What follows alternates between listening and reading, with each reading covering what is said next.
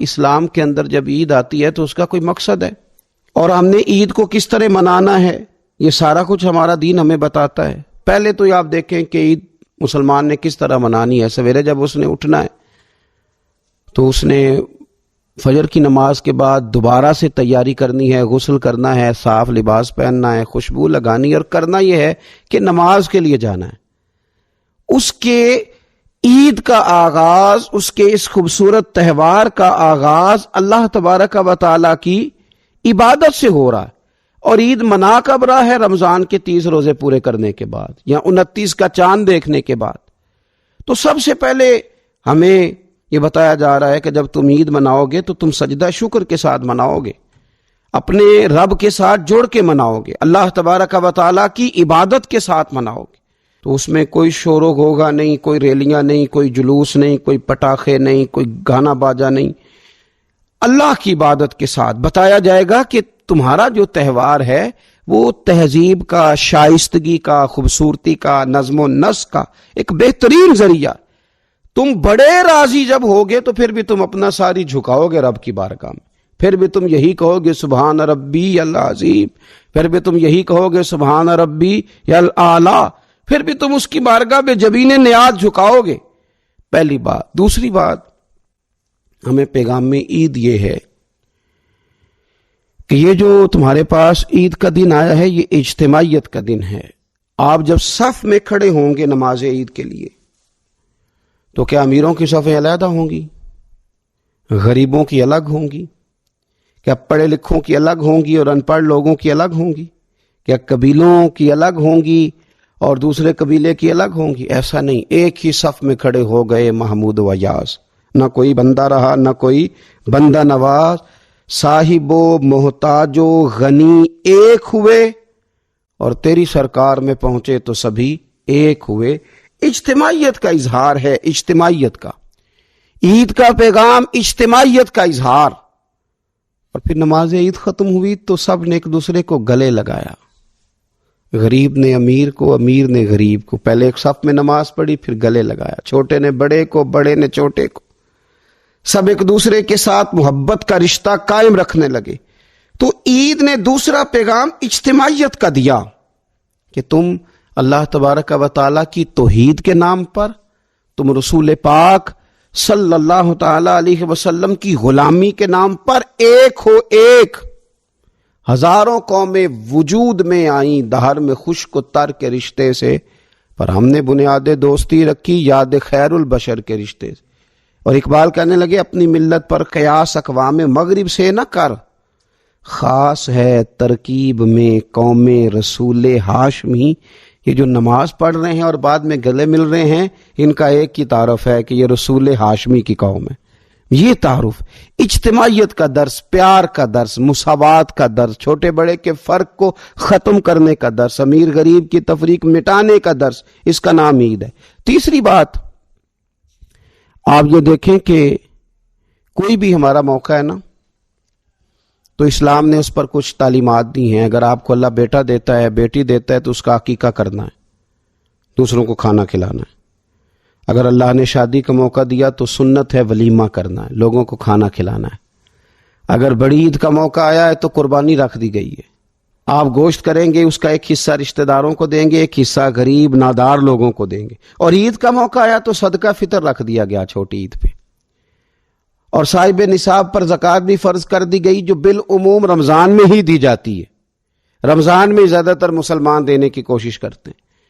تو اس سے کیا ہوتا ہے کہ انسان اپنی خوشیاں دوسروں کے ساتھ بھی جوڑتا ہے، وہ اکیلے خوشی نہیں منا رہا، وہ دوسروں کے ساتھ اپنی خوشیوں کو جوڑ رہا ہے، غریب کو کھانا کھلا رہا ہے۔ اور نبی پاک صلی اللہ علیہ وسلم نے فرمایا وہ دعوت بڑی ملعون ہے، وہ بڑی لعنت والی دعوت ہے کہ کسی نے دعوت پکائی اور صرف امیروں کو دعوت دی جائے، غریبوں کو نہ دی جائے۔ سیاسی افطاریاں کرائی جائیں اور ولیمے پہ بھی اگر اپنے بیٹے کے بلایا جائے تو امیر لوگوں کو، سیاسی لوگوں کو، بڑے لوگوں کو دعوت دی جائے۔ دعوت تو خیر والی وہ ہے جس میں چھوٹا بڑا امیر غریب سب شریک ہو۔ اسلام نے ہر چیز میں حکمت رکھی، اور صرف عید کے موقع پہ نہیں، مستقل آپ غربا کے، مساکین کے سرپرست بننے کی، معاون بننے کی کوشش کریں، رسمی طور پر نہیں، पिछले साल ना ईद गुजरी तो मुझे एक दोस्त ने एक पंजाबी का शेर भेजा। उसने कहा हजरत जी इसको ज़रा ज़रूर पढ़ें। तो शेर बड़ा अनोखा था। वो शेर क्या था? और राशन वंडन वाले लोको, ओ राशन वंडन वाले लोको, ओ ईदों बाद भी भुख लग दीजे। ईद के बाद भूल ही गए तुम। मुस्तकिल बुनियादों पर कोशिश करें कि आप मुआविन बने, गुरबा के, मसाकीन के, यतीमों के, इन लोगों की मदद करें। हज़रत बशीर बिन उक़बा रदी अल्लाह ताला अन्हु फरमाते हैं कि मेरे वालिद जंगे ओहद में शहीद हो गए थे और मैं एक कोने में खड़ा रो रहा था। तो नबी पाक सल्लल्लाहु ताला अलैहि वसल्लम ने मुझे दिलासा भी दिया, दस्ते शफ़क़त भी रखा। तो मैंने कहा हुजूर मेरे वालिद चले गए तो क्या बनेगा? तो क्या अंदाज हुजूर ने इख्तियार किया और क्या उन्हें अजीम निस्बतों से नवाज दिया। हुजूर फरमाने लगे, ए बशीर बिन उक़बा तू पसंद नहीं करता कि फातिमा तेरी बहन बन जाए, आयशा तेरी माँ बन जाए और मोहम्मद तेरे वालिद बन जाए? अल्लाह ताला ने कुरान मजीद में फरमाया, कुल बिफदलिल्लाहि व बिरहमतिही फबिज़ालिका फलयफ़रहू। फरमाया महबूब अलैहिस्सलाम आप इनसे फरमा दीजिए कि जब अल्लाह का फजल और उसकी रहमत मिले तो चाहिए कि उस पर खुशी मनाएं। इस्लाम खुशी का, मुसर्रत का, राजी होने का पूरा पूरा मौका फराहम करता है। इस्लाम ये कहता है कि अल्लाह के फजल और उसकी रहमत के मौके पर तुम्हें इजहार मुसर्रत करना चाहिए, खुश होना चाहिए। लेकिन यह कि हमें खुशी के तरीके भी बतलाता है इस्लाम। अब हमने ये किया है कि हमने अपने दुखों का रिश्ता तो अपने दीन के साथ जोड़ लिया है। किसी के इंतकाल पर तो कुरान पाक की तिलावत होती है, वज़ाइफ पढ़े जाते हैं, इसाले सवाब की तकरीबात के अंदर तो तिलावत होती है, नात होती है, वाज़ व नसीहत की मजालस होती हैं। लेकिन जब खुशी का मौका आता है तो फिर हम दीन से दूर हो जाते हैं। हमने दुख सारे दीन से वाबस्ता कर लिए और सुखों के मौके पर बिल्कुल हम दीन को ना सिर्फ ये कि भूल जाते हैं बल्कि महसूस होता है कि जैसे हम सिर्फ अपने बरादरी, कबीले और इलाके के रस्म व रिवाज के पाबंद रह गए हैं। बड़े बड़े हाजी, नमाजी, नेक, अच्छे कहलाने वाले लोग भी थोड़ी सी अदम तवज्ही का इजहार करते हैं और वो चीज़ बड़ी तकलीफ का बायस बनती है कि क्या रब रसूल से सिर्फ दुखों का रिश्ता है? माज़अल्लाह। हर कौम कोई ना कोई त्यौहार मनाती है और लोग चूँकि मुआशरा इनफरादी सतह पर भी राज़ी रहना चाहता है और इज्तिमाई माहौल भी फराहम करना चाहता है। कौमें बड़े बड़े त्यौहार मनाती हैं, मेलों का बंदोबस्त करती हैं, दिन मनाए जाते हैं। इस्लाम के अंदर भी दिन मनाए जाते हैं और बड़ी करीब एक दिन आने वाला है जिसे ईद उल फितर कहा जाता है। लेकिन इस्लाम के त्यौहार बाकी कौमों को ये बताते हैं कि त्यौहार मनाए किस तरह जाते हैं। तो सबसे पहले तो ये याद रखें कि फरमाया, ए महबूब अलैहिस्सलाम अल्लाह की कैसी रहमत हुई है कि आप अपने गुलामों के लिए नरम दिल हो गए। वलौ कुन्त फज़्ज़न गलीज़ल क़ल्बि लनफ़द्दू मिन हौलिक, अगर आप सख्त दिल, सख्त मिजाज होते तो ये आपके पास से बिखर जाते। अल्लाह ताला ने नबी पाक अलैहिस्सलाम को हंसता, मुस्कुराता, दमकता, खिला हुआ और रहमतें और नेमतें बखेरता हुआ चेहरा वद्दुहा अता फरमाया। हजरत उम्मे दरदा रदी अल्लाह ताला अन्हा फरमाती हैं कि मेरे शौहर सैयदना अबू दरदा रदी अल्लाह ताला अन्हु बहुत मुस्कुराया करते थे। बड़े बड़े दुख, बड़ी बड़ी तकलीफें, बड़ी बड़ी आजमाइशें भी आईं पर उनका चेहरा हमेशा दमका करता था। तो मैंने उनसे कहा कि आप बहुत मुस्कुराते हैं, ये आपने कहाँ से सीखा?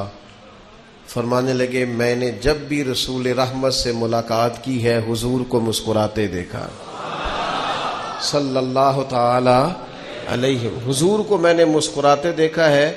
तो ये मुस्कुराहट हुजूर के फैज़ की निस्बत अल्लाह ने मुझे भी अता फरमाई। खुशी जो होती है ना, ये इंसान के अंदर होती है। कुछ चीज़ें उसे दबानी पड़ती हैं तो फिर कुछ चीज़ें उग आती हैं। कुछ जड़ी बूटियां अगर काट दी जाए ना तो फसलें अच्छी हो जाती हैं। मेरे और आपके ज़माने में माहौल इस तरह का बन गया है कि लोग खुश नहीं रहते और बाज़ लोग तो ऐसे हैं जो खुश होते ही नहीं। محسوس ہوتا ہے کہ مزاج میں ناراضگی اور شکوہ رچ بس سا گیا ہے، ہر وقت طبیعت پر بوجھ ہے، ہر وقت لہجے میں گھبراہٹ ہے، ہر وقت لفظوں میں مظلومیت ہے، ہر وقت انداز دکھی ہے، خوش نہیں ہوتے، طبیعت کو فراخ نہیں کرتے۔ میں نے پہلے بھی کہا تھا، پھر کہتا ہوں، کسی درویش نے کہا تھا کہ خوش وہ ہوتا ہے جو اپنے نصیب سے خوش ہوتا ہے، جس کا خیال ہوتا ہے کہ اللہ تعالیٰ نے مجھے یہاں رکھا ہے، بہترین رکھا ہے، خدا جانے بلندی ہے کہ پستی پر جہاں میں ہوں وہاں کوئی نہیں ہے۔ حضور علیہ السلام اللہ کے فضل سے نرم دل، محبوب خوشی کی بات کرتے۔ نبی پاک علیہ السلام کی طبیعت کے اندر ہمیشہ مسکراہٹ رہتی ہے۔ حضرت عبداللہ ابن حارث رضی اللہ تعالیٰ عنہ فرماتے ہیں، میں نے بھی زمانہ دیکھا پر اتنا مسکراتے کسی کو نہیں دیکھا جتنا حضور مسکراتے ہیں۔ حضور علیہ السلام کے مسکرانے میں بھی وقار تھا، بہت کھلکھلا کے کہا لگا کر، اور اس طرح کا ہنسنا کہ جس ہنسنے کے اندر بھی محسوس ہو کہ ذرا بات دور نکل گئی ہے، اس سے محبوب دور ہے، لیکن مسکراتے۔ بعض اوقات ایسا ہوتا کہ حضور ہنستے، زیادہ کھلکھلا کے ہنستے، بس یوں سمجھیں کہ پھول کے کھلنے کی صورت پیدا ہوتی، لیکن اس میں بھی کہے کا انداز پیدا۔ صحابہ کہتے دہک ہو جاتا تھا صرف، یعنی حضور کے سامنے والے دانت نظر آ جاتے تھے، اتنا ہوتا تھا، لیکن حضور مسکراتے۔ ہم نے نہ کچھ دکھ بلا وجہ بنا لیے ہیں، وہ دکھ اصل میں ہے نہیں، کچھ تکلیفیں، کچھ دکھ نہ مفت کے ہیں، وہ دکھ نہیں، وہ خود ساختہ مصیبتیں ہماری۔ مثلا کو بندہ آ کے اگر کہتا ہے کہ میرے پاس ضرورت کے پیسے تو ہیں لیکن جناب سیونگ کوئی نہیں ہوتی، گزارا ہی بس ہوتا ہے، لہذا میں دکھی ہوں، تو میرا خیال ہے جس کا گزارا ہوتا ہے اسے سکھی ہونا چاہیے، دکھی نہیں ہونا چاہیے۔ وہ جی وہ کل کو ضرورت بھی پڑ سکتی ہے، بچے بھی بیانے ہیں، حالات بھی کچھ جڑتی نہیں ہے، تو یہ خود ساختہ دکھ ہے۔ اگر اس نے ہمیشہ شفائیں دی ہیں تو کبھی کبھی بیمار کر دے تو خوش کیوں نہیں ہوتے؟ اگر وہ اتنا عطا کرتا ہے تو کبھی کوئی چیز واپس مانگے تو پریشان کیوں ہوتے ہو؟ اپنی زندگی میں خوش رہنا سیکھیں۔ کچھ لوگ ہنستے ہی نہیں، ان کو آپ دیکھیں تو کہتے ہیں جی وہ جی انہوں کا روب بڑا ہے۔ میں نے کہا جعلی ہے روب، جعلی ہے۔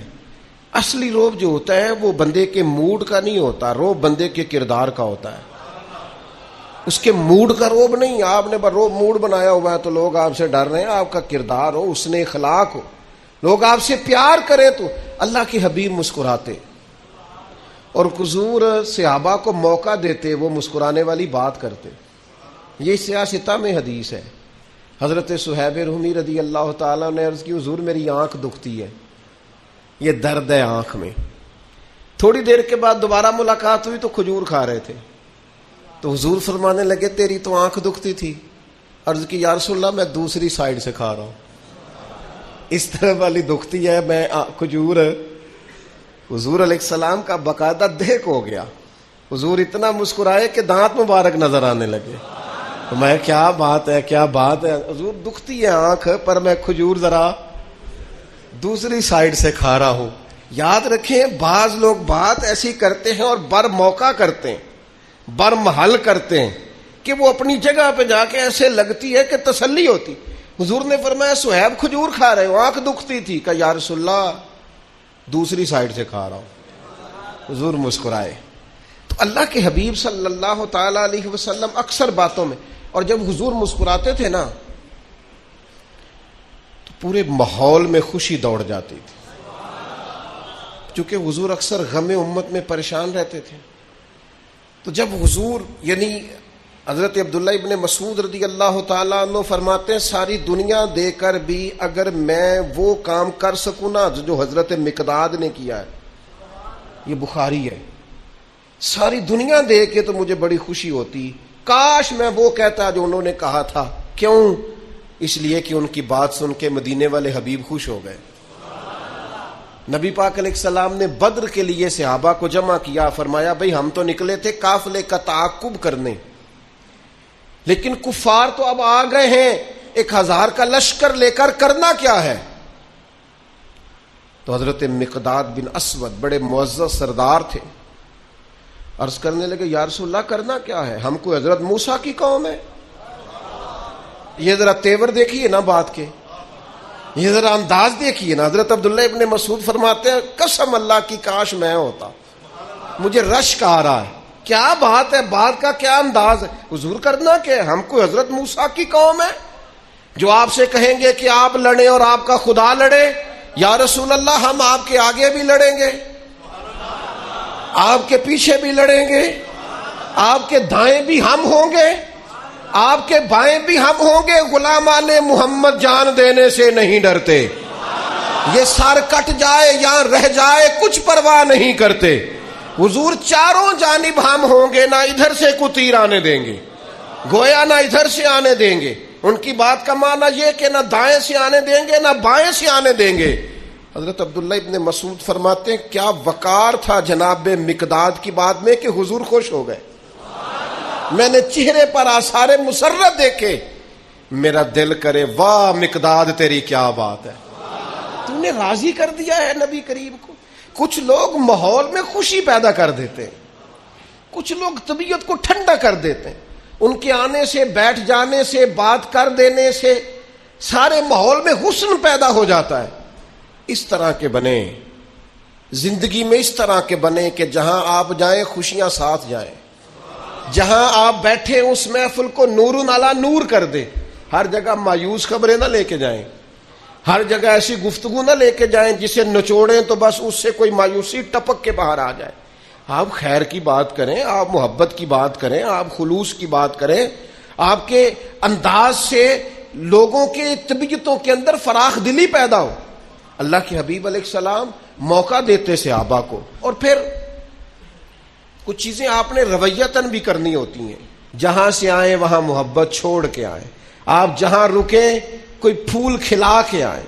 کچھ لوگ ایسے ہوتے ہیں جو میرے مجلس ہوتے ہیں، وہ بیٹھتے ہیں تو محفلیں سجتی ہیں، وہ چلتے ہیں تو جلوس نکلتے ہیں، نغمے سجتے ہیں، وہ کسی جگہ آ جائیں تو رونقیں سمٹ سمٹ کے اور خوشبوئیں سمٹ سمٹ کے ان کے قدموں میں آتی ہیں۔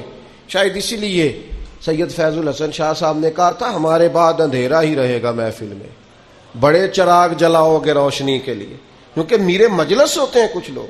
تو اپنی زندگی میں خوشی، اور پھر پیار کر کے خوشی، بانٹ کے خوشی، دے کے خوشی۔